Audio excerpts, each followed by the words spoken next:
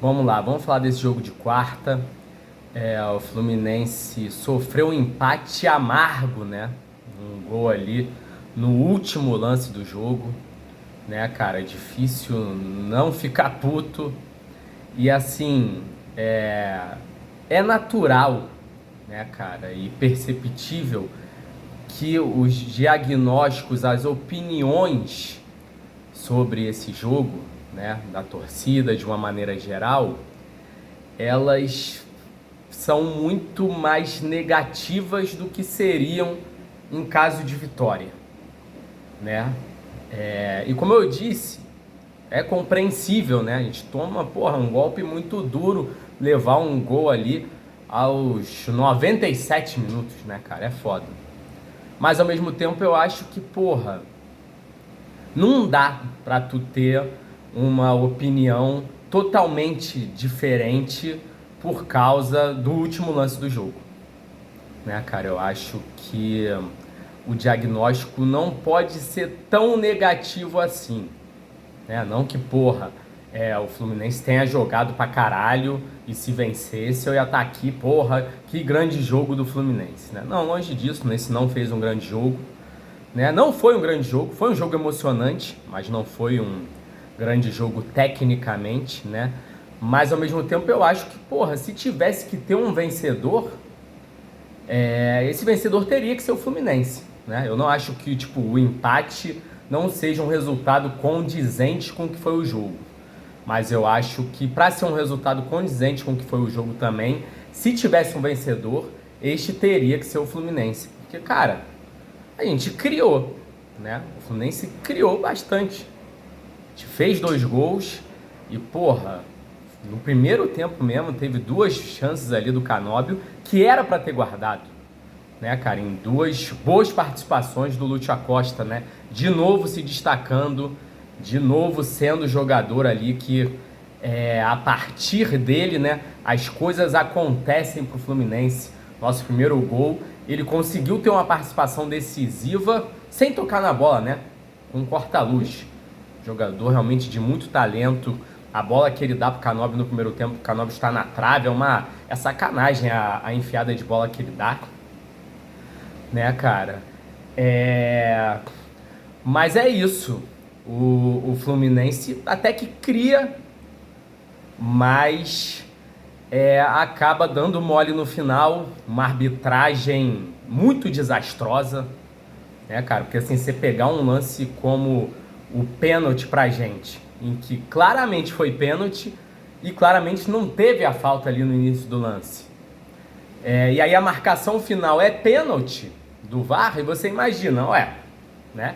Justiça foi feita. Mas, cara, eu entendo o torcedor do esporte ficar puto, mano. Porque eu nunca vi isso, do VAR ser chamado e meio que reverter 2 marcações, né? Tanto a falta quanto o pênalti, né? A falta tinha sido marcada e o pênalti não. E agora tem uma discussão se a falta realmente foi marcada ou não, ou ele só falou que marcou. Então um negócio muito estranho, uma arbitragem muito ruim, né, cara? E que dá realmente motivos para os 2 lados ficarem, mano. Qual foi? Não marcou o pênalti pra gente, teve que o VAR intervir. Ao mesmo tempo, o VAR intervém de uma maneira que eu nunca vi, né, cara? Complicado. Mas voltando ao jogo, né? Voltando ao jogo. O Acosta foi bem, e isso é importante, porque os nossos 2 pontas que no passado recente, né, têm sido aí os 2 principais destaques do time, né, antes do Acosta começar a chamar essa responsa, né, cara? O Serna e o Canóbio nos últimos tempos vinham sendo os 2 principais jogadores do time, e não foram bem ontem. Mas eu acho também, cara, e aí voltando àquele meu argumento de que, talvez o empate no fim transforme o diagnóstico mais negativo do que ele tenha que ser, cara. Eu tenho visto um bando de gente falando que, o Serna não tem jogado nada aí, né, nos últimos jogos, está jogando nada. E assim, não foi bem quarta, né? Não sei nem se eu tô falando que o jogo foi ontem, mas o jogo foi quarta. E não foi bem também contra o Botafogo. Mas, na semana passada contra o Lanús, ele comeu o cu da zaga do Lanús, cara. no primeiro tempo. O nosso gol contra o Lanús é uma puta de uma jogadaça do Serna, né? Termina com um golaço do Canóbio. Então calma aí, né? Calma aí.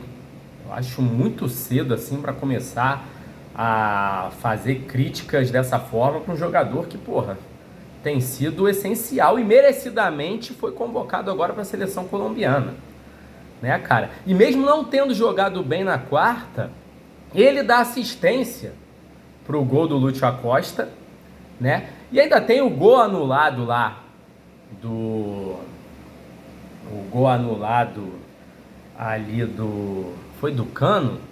Tô nem lembrando, cara.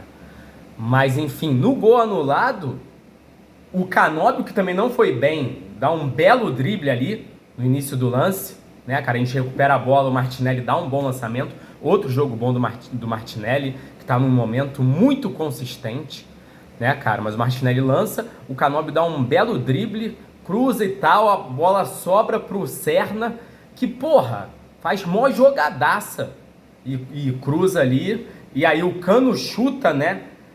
E aí quem que entra fazendo o gol, cara? Eu tô esquecendo agora e foda-se, foi anulado mesmo. Mas enfim, o Serna tinha tido uma participação decisiva pro gol, né, cara? Então, né, vamos ter calma aí nas críticas. É um jogador aí muito importante e que eu acredito que vai continuar sendo muito importante, né? Mas falando em jogadores importantes, né, no segundo tempo entra o John Kennedy. John Kennedy recebe uma oportunidade, e uma oportunidade de verdade, né, cara? Porque fazer igual o Renato Gaúcho vinha fazendo, botar o cara nos 39 do segundo tempo, 42 do segundo tempo, com o time numa situação terrível, isso não é dar chance de verdade, né, cara? Isso é fingir que tá dando chance.